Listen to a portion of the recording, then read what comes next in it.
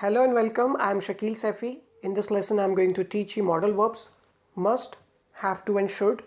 Do you know the difference between must, have to, and should?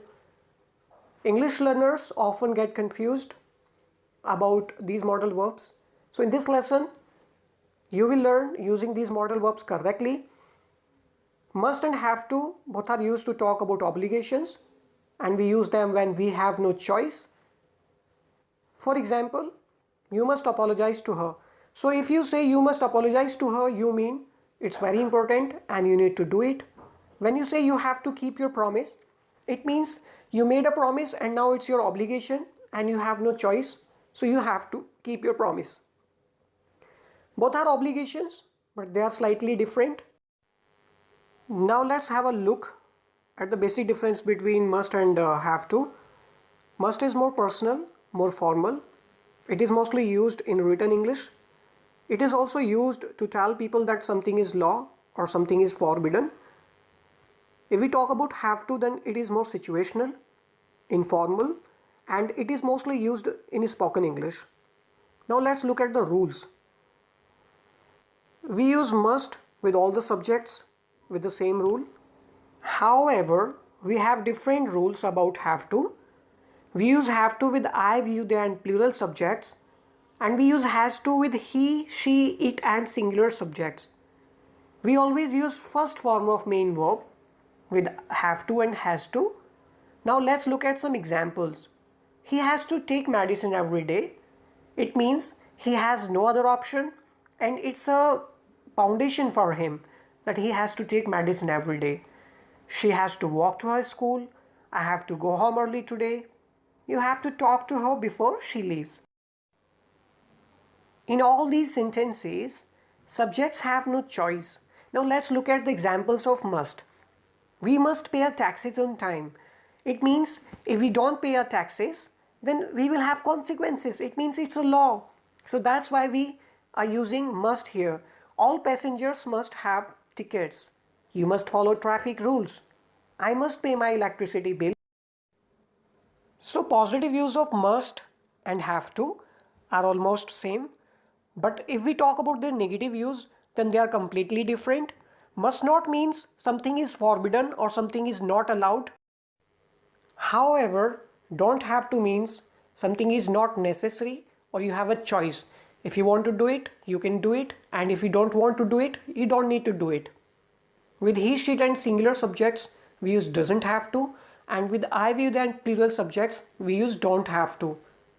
So now let's look at some examples. You don't have to finish your work today. It means you have a choice. If you don't want to do your work today, then you don't need to do it. But if you want to do it, you can do it. It means there is no obligation. Next example, you don't have to reach there before 10 o'clock. They don't have to win every match. You don't have to wait for anyone now. In all these sentences, subjects have choice. It means they have no obligation to do the work. Let's look at some examples with must not. You must not talk while driving. It means it's restricted, it's forbidden, and if you don't follow it, you will have consequences. You must not smoke in a hospital. You must not run on the road. So we can see the use of must not and don't have to are completely different. So now let's look at the use of should. Should is another modal verb which is used to express opinion or to give advice. So let's look at the formula structure of should. Should is used in same form with all the subjects with singular and plural. For affirmative sentences, formula structure is subject plus should plus verb first form plus object. For negative sentences, subject plus should not plus verb first form plus object. For interrogative sentences, should plus subject plus verb first form plus object. Now let's look at some examples. You should wait for the right time. They should not fight. Should he buy a new computer? What should I do? In the first sentence, subject is giving advice to do something, and in second sentence, subject is giving advice that they should not fight. It means it's an opinion or advice of the subject. In last two sentences, subject is taking advice or asking for the opinion. Now let's look at another way of giving advice.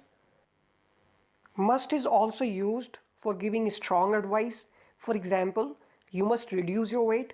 It means speaker is emphasizing on it that that's very important and you must reduce your weight. He must not waste his time. You must avoid junk foods. In all these sentences, the speaker is emphasizing on the action that's very important. Now I would like to repeat some key points about must and have to.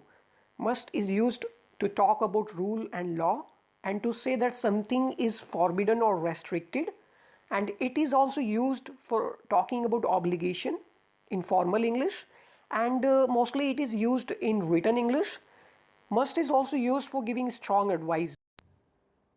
If we talk about have to, it is more situational, informal, and it is mostly used in spoken English. And have to is also used for giving strong advice. And in negative sentences, we use it to say that something is not necessary. So these are the uses of have to. Hopefully today's lesson was useful for you. If you haven't subscribed to our channel yet, don't forget to subscribe. Please like and share our videos. Thanks for watching this video.